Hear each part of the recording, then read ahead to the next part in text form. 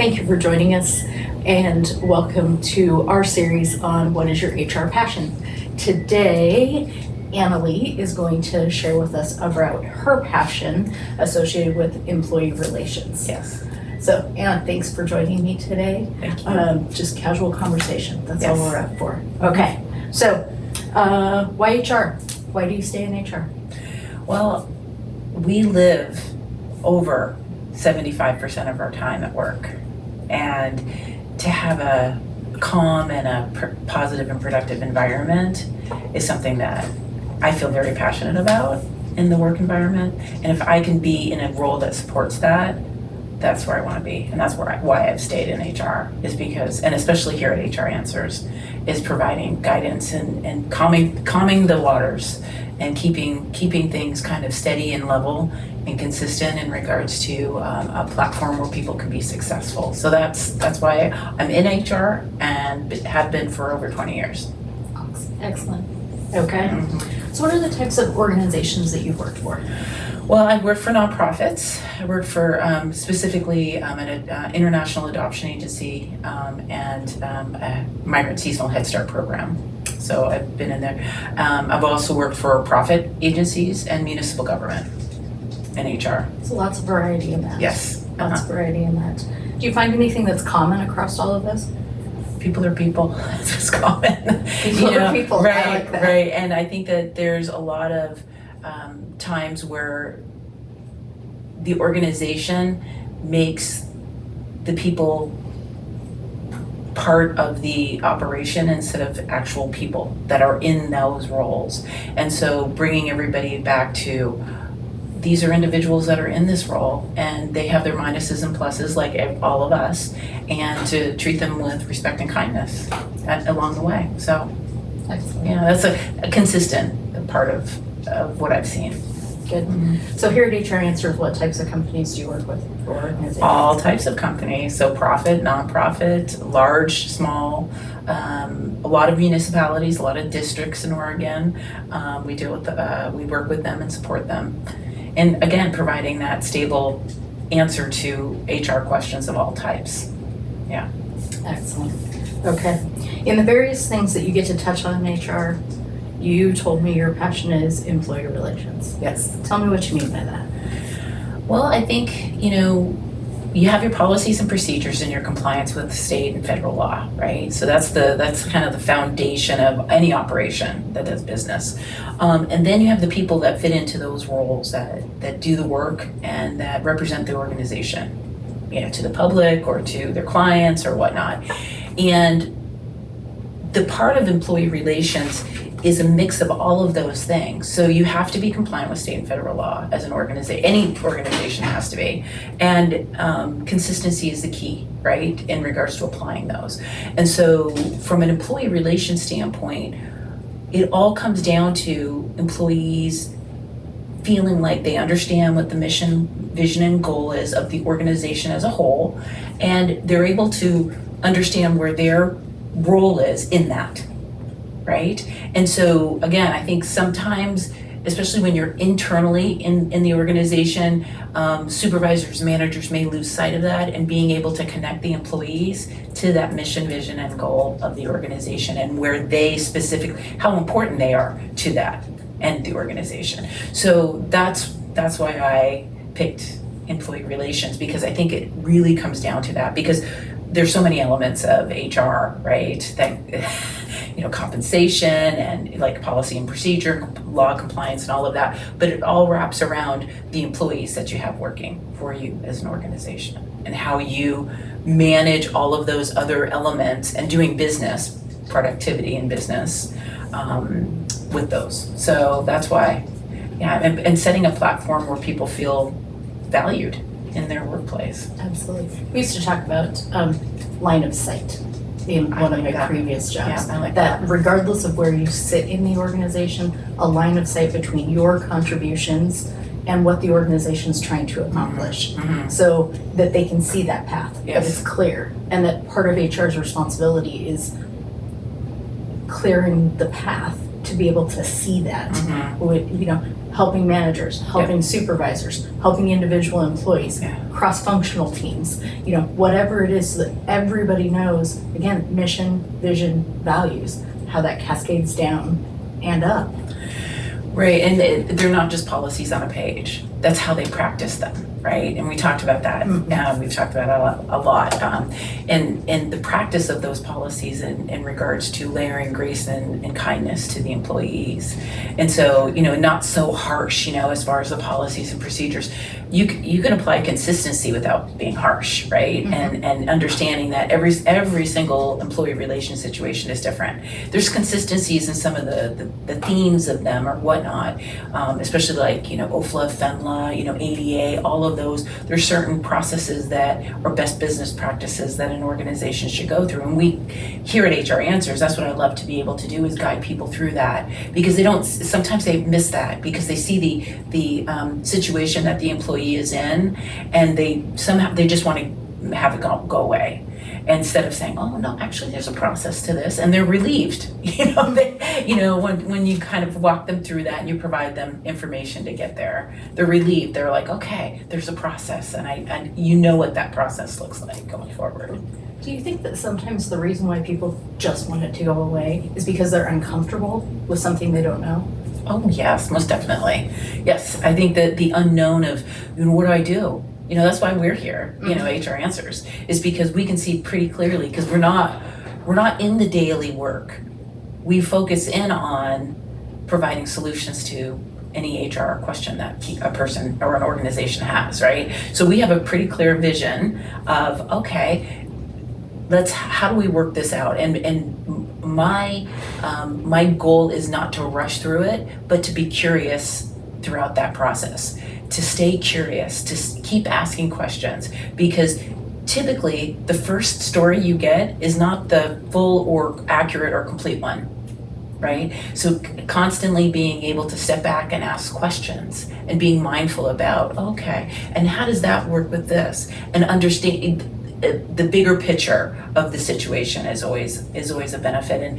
And over the years, I've really tried to focus in on doing that and staying curious throughout the process, so I can, better find solutions for them. Context is everything. It really is. And the only way we get there is asking questions. Yeah. It's absolutely true. Yeah. And I think our role here ends up being a little different in some of the questions we have to ask, like reshape for us if organization changes happened, those types of things.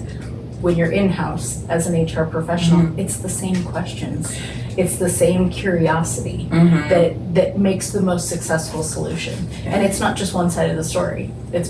There's always multiple sides to the story, for sure. which is why I agree with you. I don't think we have all the information in the first conversation. There's more, maybe some documentation to review, Right. those types of things. Right. So yeah, I have to admit, success in helping somebody through something that started as a moment of frustration but became a process that they can replicate.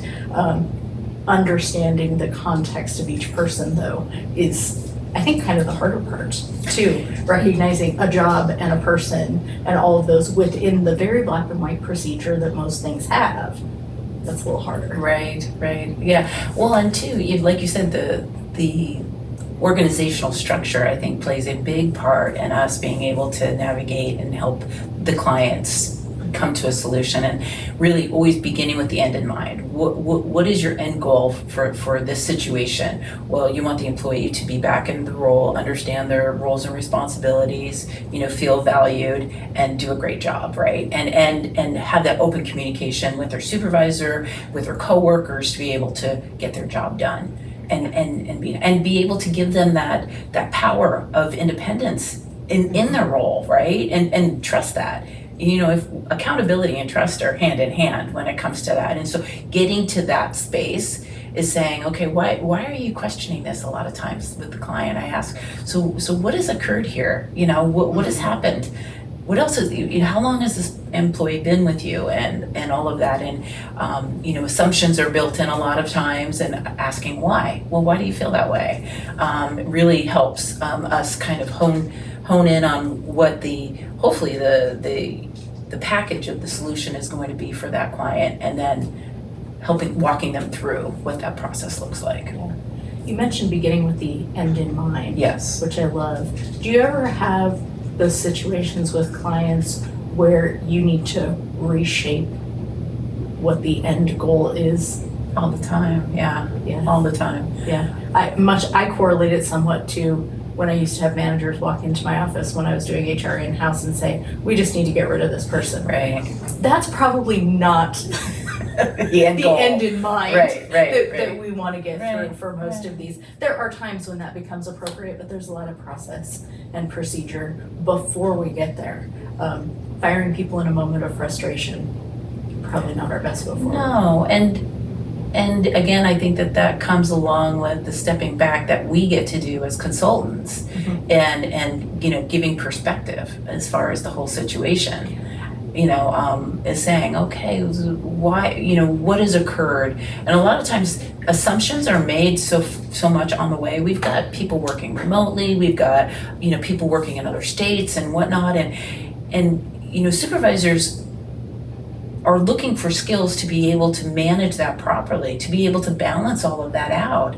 And so, again, I think that some of the assumptions are built into these because we're in uncharted territory in regards to the workforce now.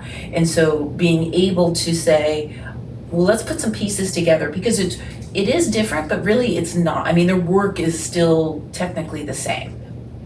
And so maybe we're seeing boundaries and barriers where there really isn't one to be had. And so, maybe it is, you have to intentionally put together communication plans to touch base with that employee. Absolutely. Whereas before they walked down, across your office and you could say hi and check in with them. Just because you don't see them on a daily basis doesn't mean that they're not working hard. Yeah. Right. I mean, supervisors in place, I keep thinking about I have my door's always open policy. Yes. That assumes that everybody's in your office and walks past it. Yeah. So how do you open the door and doing those things differently in this different workforce? And the reality is no two companies do that the same. Right. And that's okay. It's just a matter of being clear about what the expectation is and setting everybody up for success, not only the supervisors, but also employees as they work through that. It strikes me that for HR people, that are working in-house, they are consultants to their own group. Yeah. While they're also employees of that organization, they have that dual role. For sure, yeah.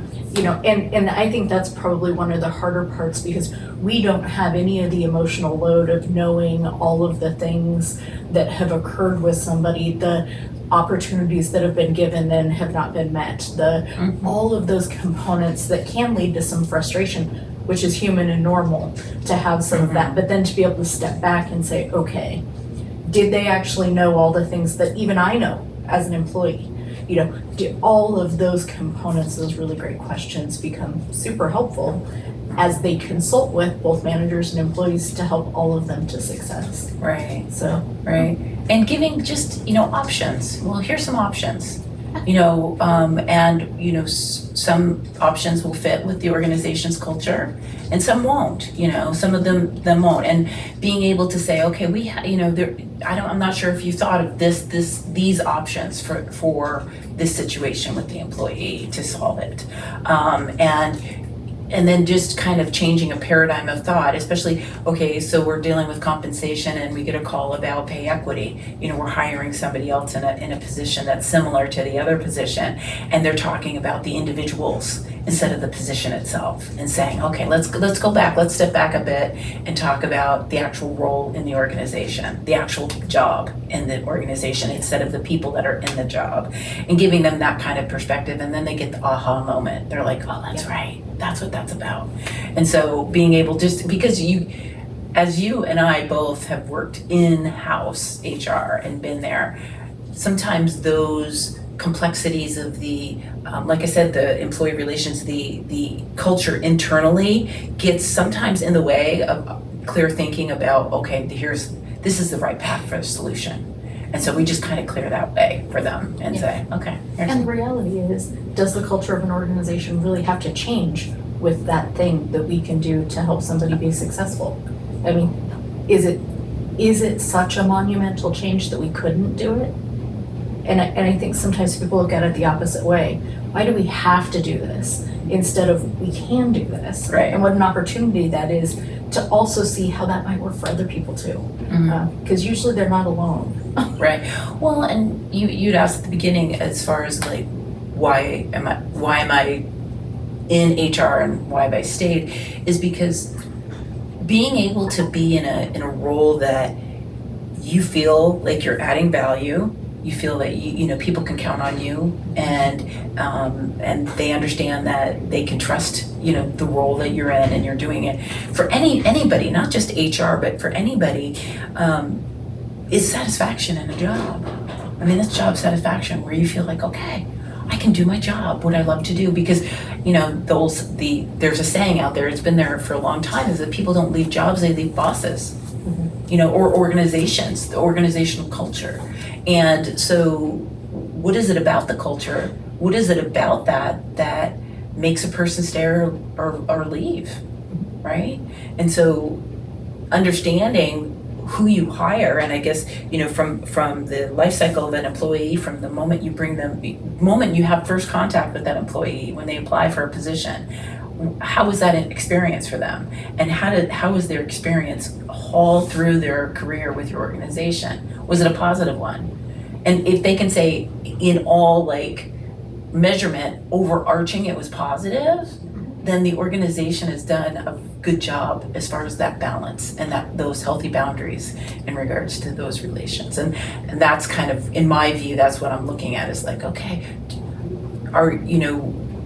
the tides have turned. It is now an applicant or candidate market out for jobs. People in all industries are having a hard time recruiting, and a lot of that is due to, of course, our changing environment. Working remotely, the flexibility of hours working. Technology is come up so that we don't have to be face to face with people, and employees have options. Yeah. Candidates have options. They do. And so how are our clients going to be the option of choice? Yeah, from a culture standpoint. Well, and again, that clear line of sight, it makes me think about, employee relations has a component of, what is helping the organization shine a bright light on the path between the people and the vision, mission, and goals of the organization. And if we aren't shining a bright light on that path to help them be successful and to keep it front and center for them, we're actually asking them to leave. Because who wants to wander down the dark path alone? That doesn't sound productive. No. Or like that you're contributing. So show me how that's done. And it takes a whole management team, including the HR component, to get there. Right, and doing it authentically, as a leader, doing it authentically makes a big difference. People are very in tune to that non-spoken kind of environment that they walk into in a company nowadays. And throughout the training and speaking to so many clients and whatnot, is saying, what kind of culture do you want to work in?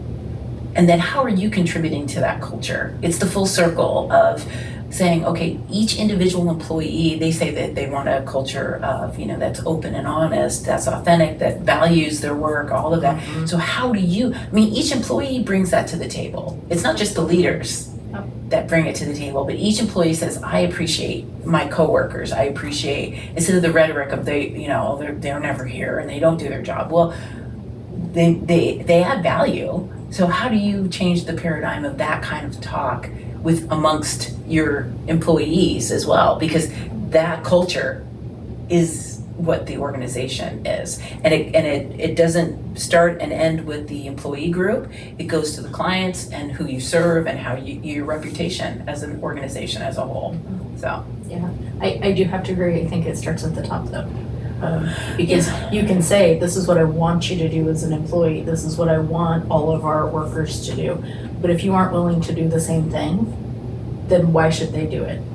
What's the motivation for the person sitting at the front desk to work with their coworkers, so on and so forth, if they don't see people in leadership positions doing the exact same thing? Right. Well, it's the old adage is there is a quote, and I'm gonna not say it correctly, but I think I'll get the point across, is saying, the biggest demotivator for people is that leadership doesn't hold people accountable for when they don't meet the mark or whatnot. And not punitive, I don't mean punitive, but just keeping everyone at a certain level of behavior, performance, all of those things, and saying, okay, this is what our expectation is for everybody, and then holding everybody accountable to that level, right? And people show up at that level differently, of course, but the leaders kind of making sure that everyone is there and saying, okay, let's help you get back this way. Let's go this way. You're kind of a little off chart here, but let's see how we can get you back into the realm. And so that makes everyone else say, okay, we're all contributing in our venue, in our scope, at the same, with the same effort, right? And that builds the synergy within an organization. So that's what I love to get to, and it's an ever moving. It's not a one and done. Absolutely not. Organizations are ever changing. Right. So things have to change along with them. Right. Dear friend of mine, Jill, used to talk about the idea of holding people accountable to a standard, but the lowest standard that you hold any one person to is actually the standard everybody gets held to. Oh, I get it, yeah. She referred to that as bad behavior doesn't get better, it gets groupies. Still one of my absolutely favorite sayings. Yeah. Every time we train supervisory series, we talk about bad behavior doesn't get better, it gets groupies. But it's because the accountability isn't in place to bring everybody up to the standard that is expected by the organization. You let 5 people come in 10 minutes late, everybody's gonna come in 10 minutes late, and there's nothing you can do about that. Or there's nothing you should be doing about that, we'll put it that way. Yeah. So. It's, what was it? I had a conversation with, and I learned so much from clients too, a ton, of perspective, like the curiosity. I went to training and one of the owners of the company that I trained at, we have open conversations during the seminar, and he was saying, let's, always start with curiosity, not the assumption. And I was like, light bulb just went off in my head. We do that naturally in HR, that's kind of but the way he worded it was like I said, it was kind of like it was like, oh my gosh, I'm so connected to that, and use that a lot as far as, let's say, curious, instead of making the assumption, and usually it's a negative assumption. So let's stay curious about what's going on here. Let's stay curious and try to dig a little deeper in regards to the situation at hand and why it's happening, and how can we get it back on track. Sure. So. Good stuff. Yeah. Okay. So what do you think the main considerations HR professionals need to keep in mind when dealing with employee relations? We've covered a lot of those. Yeah. I think keeping curious, and of course, as an HR professional, you need to know what the policies are for the organization, right? What is that standard? You mean that handbook thing? The handbook thing. Or that collective bargaining agreement? Yes, and how they and the handbook when it's up to date, right? Yes. We like those up to date ones. What's the oldest one you've seen? 07 or 06, I think. Wow. Yeah. Yeah, I don't think I've seen it quite that No, it old, wasn't but up to date. But even if it's not up to date, it's still their policy, right? It's their so policy. we go with it. Yes. What does it say? Yes. Okay, Yeah, so it was policies, CBAs, laws, we talked about those earlier. compliance. Yeah, the compliance with compliance. Federal, state, local municipalities, and the fun interchange between some of those, especially when people have started allowing individuals to work remotely in other states. Yeah. Those get triggered too. Yes. So good solid foundation on not only what the law says you have to do, but what your organization said it was going to do. Right, and you can always do more, as an Always. organization. Oh my gosh. But making sure that that's consistent. So if you do more for, let's say, leave, you have, the OFLA, FEMLA leave buckets and whatnot, and you have in your policy, at the discretion of management that this could be extended, right? So who's tracking that? Who's tracking who's going to be taking extra time off after OFLA? And where does that boundary end? Like how much longer? What is that? So do we have people on internal leave? And, whatever the situation is, you have to kind of look at it individually. But knowing what those are. So for an HR professional, I guess, what I would say is that understanding, keeping abreast with, training and local, state and federal laws, making sure that you know what's coming down the pike. Because in HR, there's always major stuff that's going to affect how employees interact with their employer. So getting a head start on those things and understanding those, going to the website with all the House bills and Senate bills that are in the works and getting passed and not getting passed and trying one more time and all of that. So keeping abreast of that, and again, it's all about curiosity and keep learning, forever learning, because it's like I said, it's not a one and done deal here in HR. No, definitely not. So, for people who are trying to navigate employee relations, do you have any tools or tips that they might use to help them be successful in that area? Yeah, I think that understand that we're all individuals and we all have unforeseen occurrences that happen to us in life. And knowing, like I said, knowing your policies and your procedures and where you can help the employee. So thinking of it in a way of saying, how can I help this person become more successful? And really being sincere and authentic about that, right? And then holding them accountable. So saying, I need to count on you for these essential functions of your job. And this is where, a lot of people are afraid just to have that conversation. They don't have either the skill or the ability or the ability to lean forward into a conversation with the employee for their benefit and the employee's benefit. They work off of assumptions. They're just not doing it because they just don't want to do it, right? That's a lot of the times. And I don't want to have to deal with this. I don't want to have to have the conversation with the employee, the tough conversation. But then leaning into it with compassion and kindness and saying, how can we help you remove some boundaries here? Because right now, this is where we see your essential functions are, and this is where we see that you're not meeting it. So creating some alignment between the organizational need and the situation that the person's in and finding that common space Right. that we can move forward with. Right. And, so many other elements come into those conversations as well. So building that trust, right? And having, it's not that one conversation that they have when something, needs to be addressed in a negative manner. And I liken it to a battery, those relationships with the employer-employee, is that you need to make sure that your battery is full of goodwill with that employee and trust. Because there's going to be a time when you're going to have to use that energy and kind of get some feedback and say, okay, this is maybe not in alignment with where we need to be for your role and what you're doing. And you've been here for 8 years, and so how can we help you? You've been successful in the past. So what's changed? What's going on? How can we help you get back in line? And so it's those conversations that are going to drain the battery a little bit, but it's building that rapport and that trust before you have to get to those tough conversations.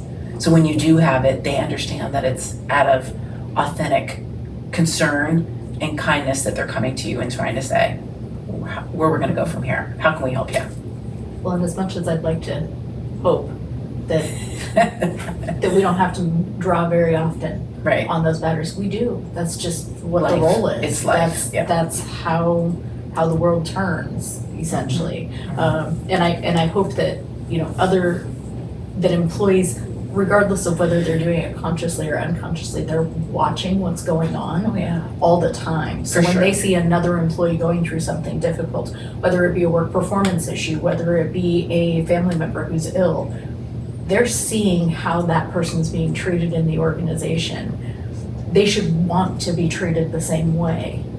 So, but that also, I think, is part of what adds to that battery or recharges it a bit, is seeing that, and one way or another building kind of some unconscious understanding of it's going to be okay if something happens. Right. Something happens in my Right. path. And I think it's the healthy boundary that makes the expectation. So, the employee has a clear expectation of what is available to them. There's no gray line in regards to it's a never ending and we're gonna pay you for the entire time and all of that. Yeah. So in other words, there can be too much generosity. Well, I mean, yeah, I think that, you know, there are, I mean, some of our clients are, you know, they're wanting to give, you know, the employee, you know, paid leave and that's coming down the pike in Oregon, but it's not here yet. And if an employer wants to do that, they can, but just know, you know, just, that's great if you want to be able to do that. Just understand that if another employee comes into a similar situation, you want to maintain consistency. Absolutely. Absolutely. So and I do. We have a few of those clients Yeah. who I would say are 100% employee centric. Yeah. And the reality is it's a pleasure to work with them. Yeah. Not many organizations can actually afford the cost of that.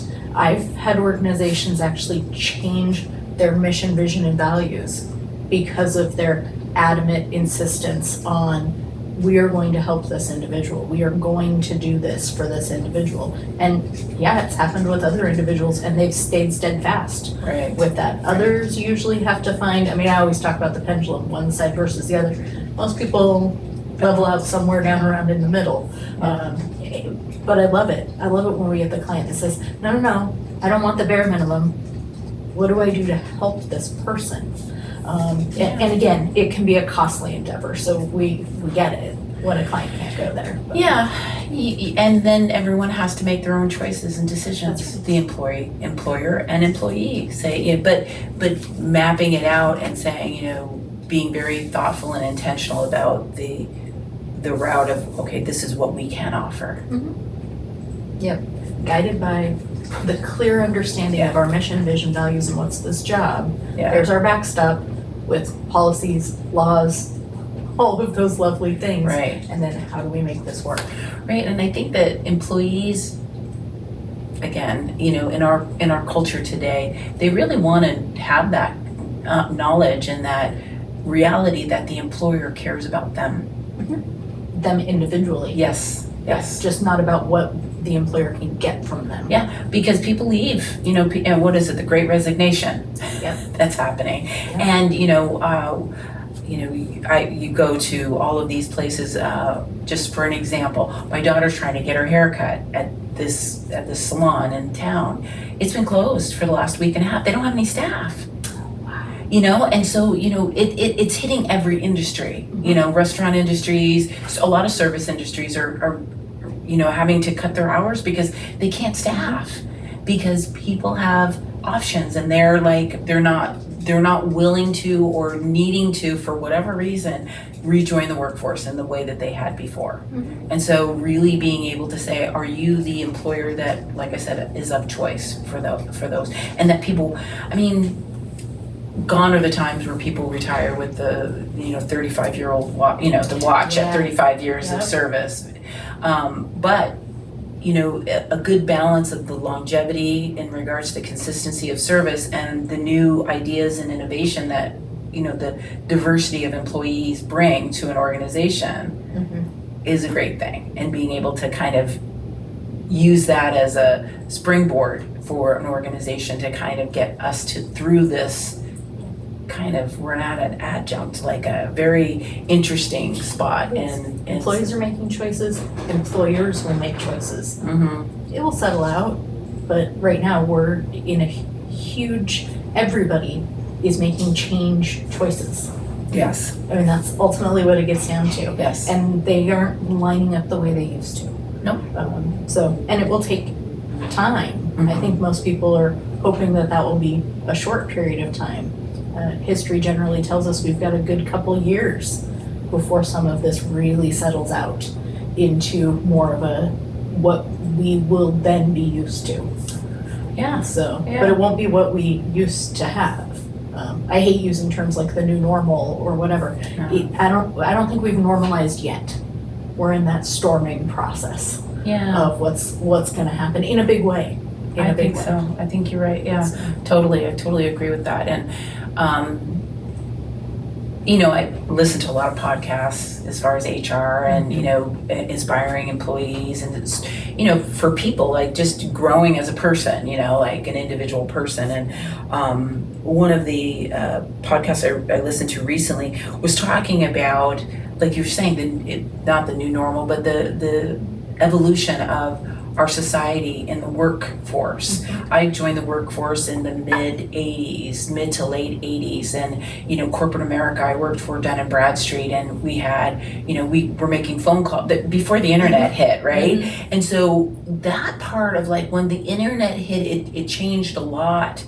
We had the big, we had what interest rates were at 12-13%, and then they dropped to like 2%, and a lot of industry shifts and whatnot. We've seen it before in different ways. This is different, I think, in my life cycle as an employee, as a person in the workforce, over the last 20 to 30 years now that I've been in the workforce. This time is very different. It's significant, and that's why employee relationship and how employers and employees work together for a common mission, vision, and goal, I believe is kind of at the center of all of the foundational of how we're going to get through this, and figure out we're going to still function in some sort. What is that going to look like? Yeah. Okay. Mm-hmm. What are some of the missteps? We should not do that again, that you've seen in employee relation activities? Things to avoid.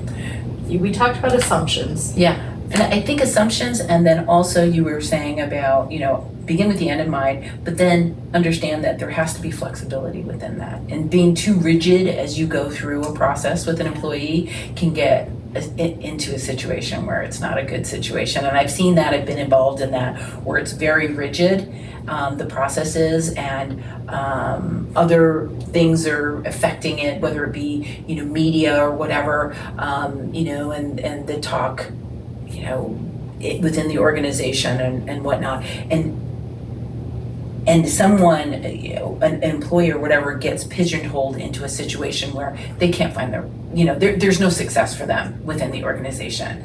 And so that, I think, to be mindful of that, and to be mindful of being able to kind of pivot and say, okay, how are we going to, the temperature's changed, how are we going to reassess this? And being able to get everyone in leadership that's making decisions on the right page for that. And that's hard, because people, again, I think employers want to rush, tend to want to get to the end of it sooner instead of saying, and you've taught me a lot about that, Lori, as far as saying, sometimes the best decision is no decision at this time. Let's just wait this out. Yeah, see how this goes. Let's let the process kind of work through. Yes, we're going to be watching it, we're going to be monitoring it, but right now, no action is needed. Right. Yeah. One of the things that it was, I think, probably one of the hardest learnings for me as an HR person, and I'm a data geek. I mean, that about me. Most people who have worked with me know I'm a data geek. Yes. Data's pretty black and white. It either is or it isn't. That is it.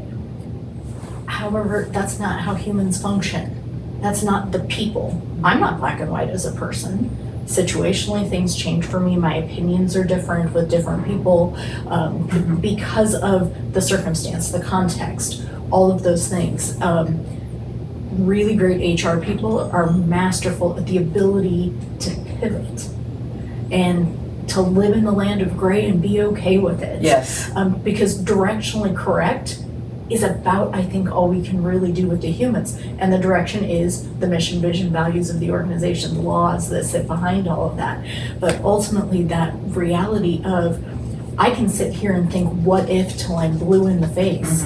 Every action in an employee relations issue is going to have a reaction. And that reaction has to happen before we can shape up the next action. That's the human. That's the person that we're trying to make successful. So paying attention to that and knowing I can't plan every step to the end game. I just know the goal is success for the person and the organization. That's it. Right. But gray is a tough land to live in. especially if you want concrete, solid answers. Yeah. Oh. Yeah, and to be able to breathe through that. What is it? Viktor Frankl says that, between the stimulus and the reaction, there's a space, and within that space, we all have the power, and that's the power to choose, right? Absolutely. How we're going to what happened and how we're going to react to that. So use that space, to be able to kind of take a deep breath and, say, okay, am I going to react, or we're going to just let this one ride and see, where it goes? You have to kind of use your, I call it my gut. Like a lot of times it is, because it isn't black and white. It is very gray, and you're going to have to say, okay, how am I going to show kindness and grace with this situation and not be overly, and I think that there's another person that's going to be talking about avoiding lawsuits. People file lawsuits when they're mad. Yeah, it's emotion. It's an emotional Emotion thing. feeds that. And from an employee relation standpoint, my goal is to get it so that both people walk away. Now, it's not going to be what one person, the organization thinks or the person thinks, but they're both going to walk away with saying, we compromised a little bit and we're both okay with the next step going forward. And so that helps, like, again, that builds that rapport and that positive energy in your battery to be able to say, okay, we're going to salvage this relationship, because actions cause walls to be built and mistrust and all of those things. And so be very cautious when you're walking through things with employees, because it matters. Like you said, they're watching especially leaders. Employees are watching whatever a leader is doing when they come in, when they go to lunch, if they go to lunch, what they eat, everything. When they leave. Yeah. I've had leaders in the past tell me they shouldn't do that. It doesn't, they're watching you because, number one, they see, I think, hopefully the model of what they want to follow. I mean, they accepted a job with this organization. They must have liked something about it. They know you're the leader of the organization. That must mean that some success followed that individual, or the job wouldn't have even been available.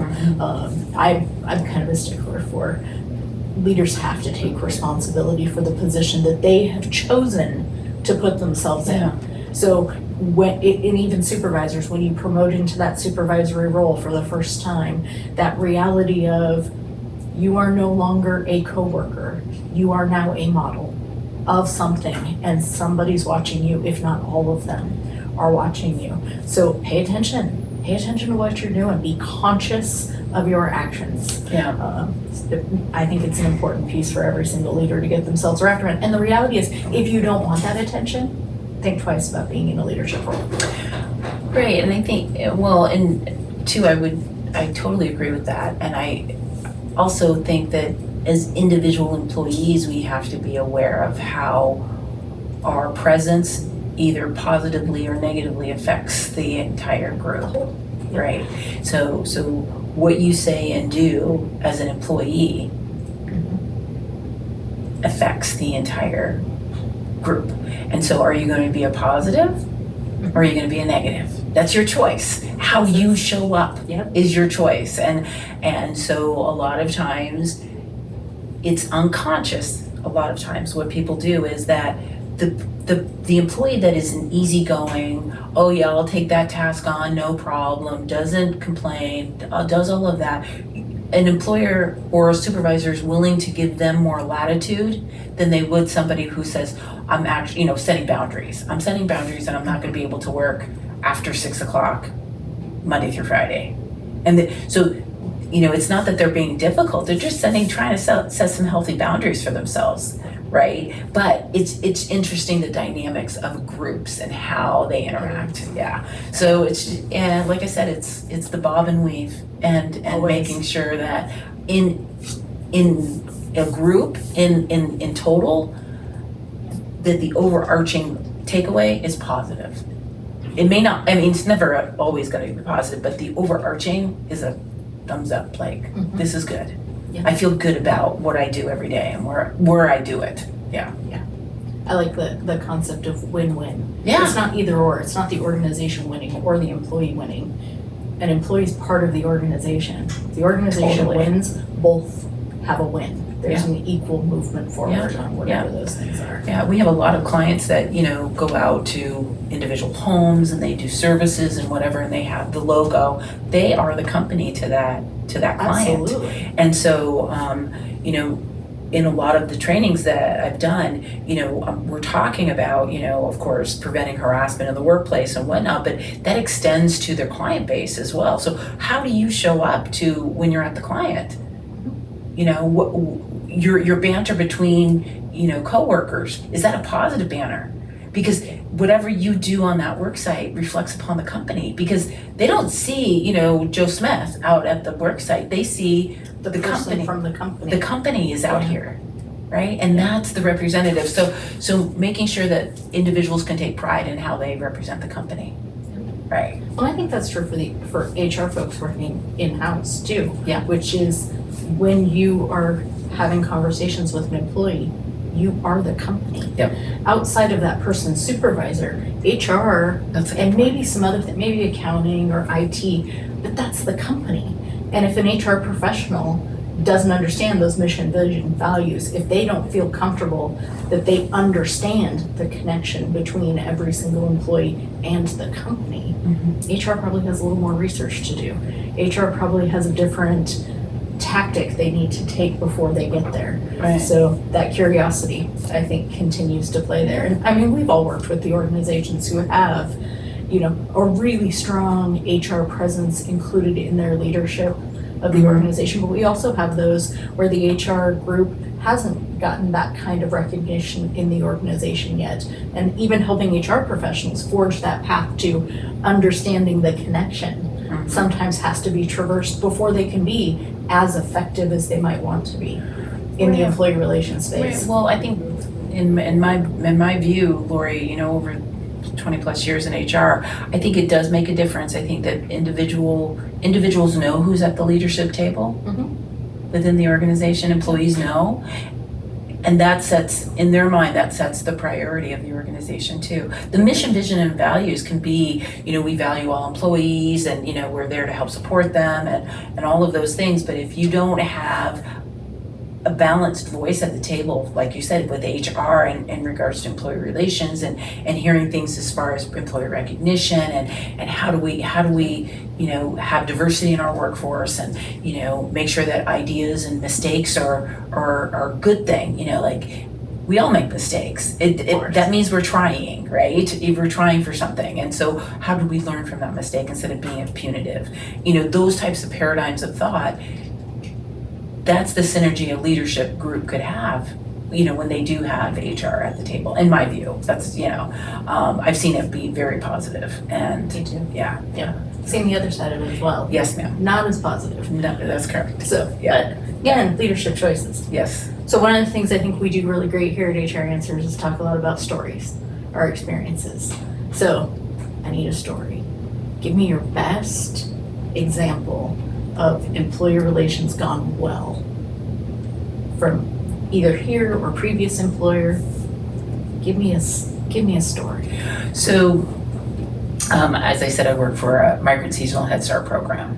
And so I was their HR manager, and through the organization, what they did extremely well is with the employees. So we had the parent group, we had a parent policy council, and our programs in HR extended to those individuals, providing them opportunities to get training and education in regards to different roles, either a CNA or early childhood certificate, so they could be a teacher, English, bilingual classes in regards to learning how to read and write English, because usually first language was Spanish for this population, and getting them exposure to what does a board meeting look like, how is it run, how do you make a motion, how do you vote on something, giving them the education to kind of, and their insights in regards to the care of their child and what services they want.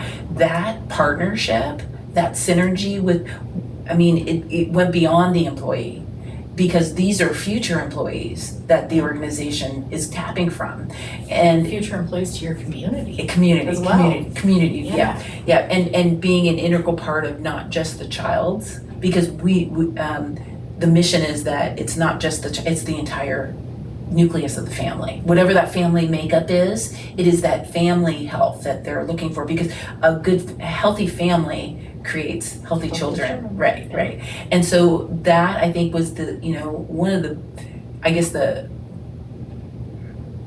most inspiring pieces of HR that I've been involved in that really rings true. And it is part of the mission of the organization, mission, vision, and value of the organization, right? Is to create that, those opportunities within that group. So I think that was the one win, the big win that I was very, and it wasn't that I I didn't, it was there when I came into. How exciting is that? Yeah, it is extremely exciting, and again, it's heartfelt. It's a heartfelt something that is going to, like I said, improve not just the individual that is in either the program, the educational program, taking advantage of being on the policy council or whatnot, to elevate them and their family.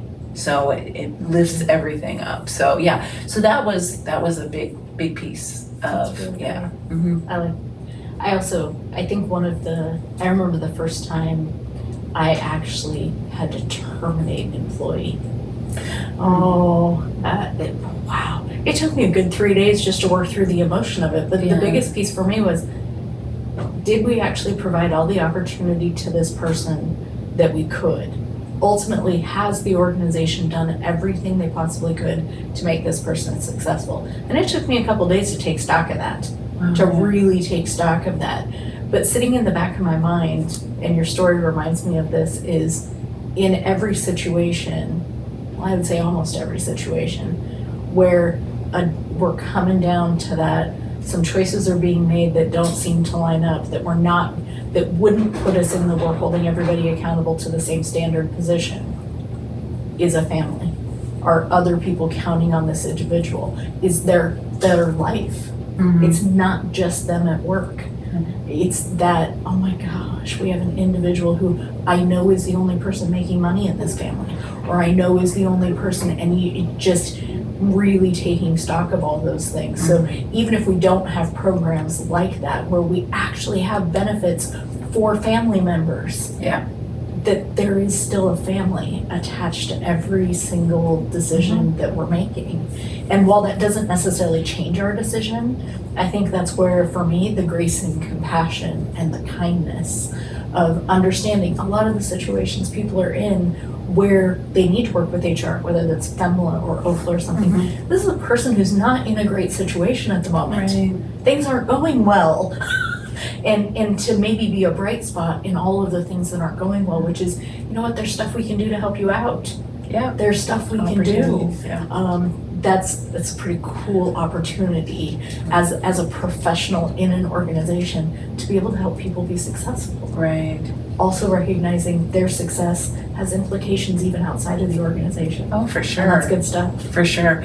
Yeah, one other example real quick I'll mention is that when I, back in the 80s, when I worked at Dun & Bradstreet, it was a very highly competitive environment. And again, there was probably 250, was in the Eugene office, 250 employees at any given time in the organization. And our manager, who he's like a mentor to me, I'm still in contact with, as far as kindness goes, when I think about, like you were saying, about a situation where you're going to have to share not so good news with an employee, like this is the end of the road, he did it with such compassion and kindness that, like, literally, like, people did not want to leave working for him because they knew how kind he was. He, again, you had statistics that you had to meet, and if you didn't meet them for 3 months, everyone knew. I mean, it was company policy. You couldn't be with the company anymore. It just wasn't successful. And it wasn't for everybody. The role wasn't for everyone. And so, he would have that conversation, but he also had a contract out with a recruiter and someone who would build a resume. So it wasn't it wasn't like you're a bad person and therefore we're going to end your employment. It was, this isn't a good fit for you.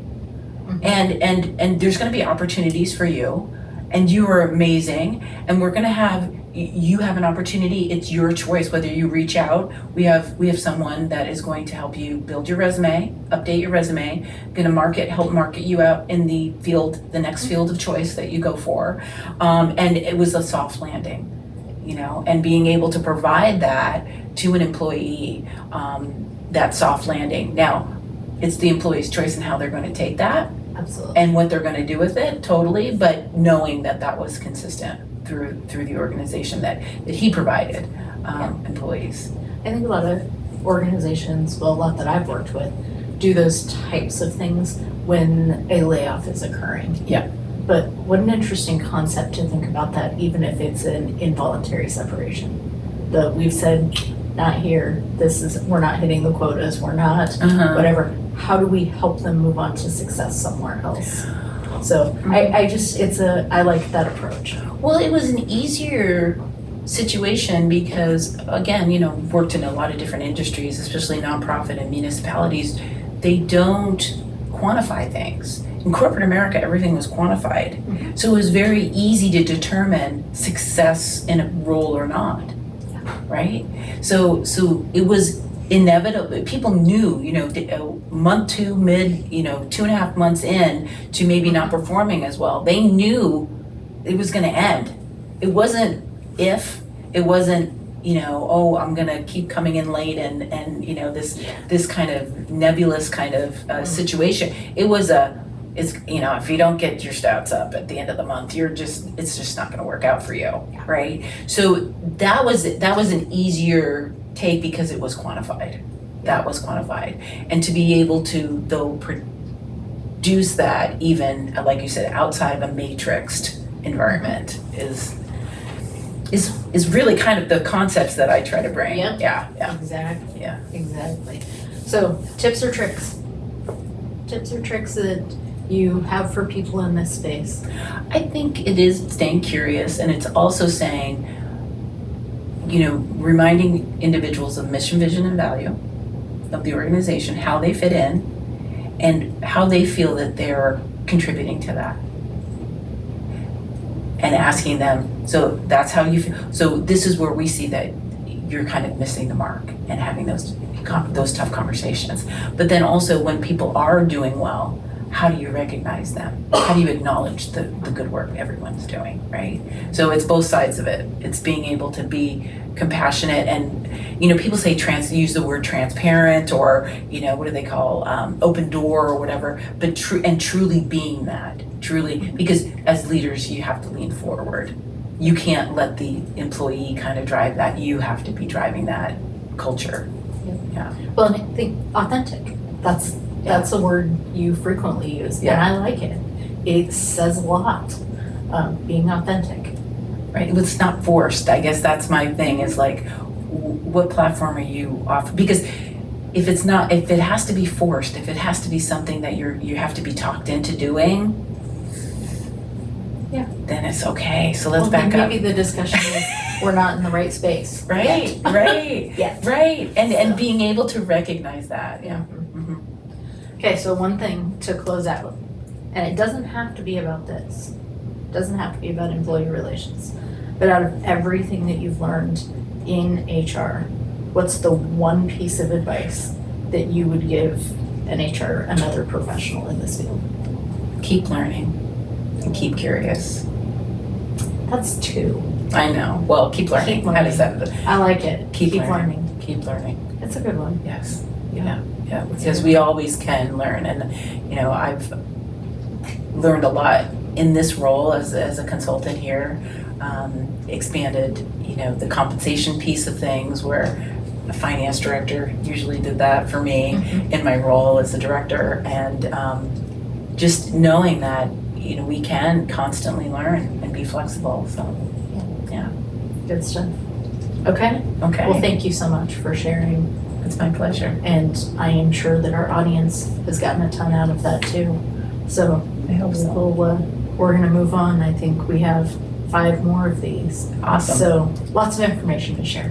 But thanks. Thanks for sharing your passion with HR Answers as well as with Burger. Thank you, Lori. Absolutely.